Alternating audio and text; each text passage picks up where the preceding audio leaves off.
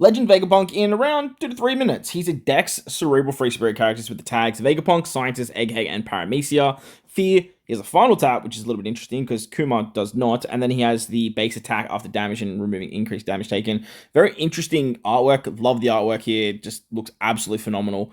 With that amazing beam in the middle there. His captain ability reduces cooldowns at the start of the quest, boosts Cerebral, Free Spirit, and Powerhouse. They love adding Powerhouse to Vegapunks for some reason. 5.5 times attack and makes Dex Int tandem orbs matching. When you use a damage reduction or threshold removing special, he adds an additional 1 turn to it. So 4 turns becomes 5, 5 becomes 6. You guys get the gist. And then the more scientists you have on the crew, the more attack buff you get for Cerebral characters. So you kind of want to build Cerebral teams with this guy. 5 more Egghead characters on the crew. You get bind removal, which is great, and then boost Vegapunk and Seraphim's base attack by 500. So really funneling into the tag system here, which we love to see because the tag system is going to open the door to just infinite possibilities of team building. Removes attack down and applies a conditional buff for increased damage taken and weakening effect with his special for 3 turns. The more Scientist, Egghead, or Vegapunk characters on the crew, the higher your attack boost will be at 3.5 for 3 turns. Otherwise, it's at 3 times. And if you have 1 Seraphim or 2 Vegapunk characters on the crew, you get a final tap buff for 40%. So again, funneling into those characters. Superclass with any of the Vegapunk characters, the Seraphim or Kuma, Bonnie, Sentomaru,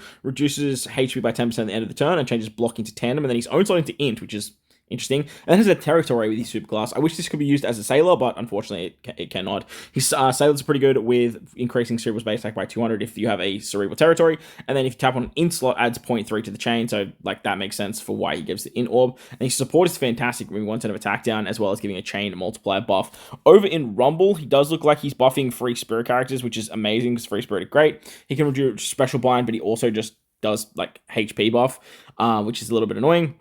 He completely removes defense down and then gives CT speed up level 5 with his special, which is pretty strong on a 26-second cooldown. He's super special. You just need to take 1 enemy special, which is ridiculously strong. Recovers 50% HP or less. This is at level 5, obviously.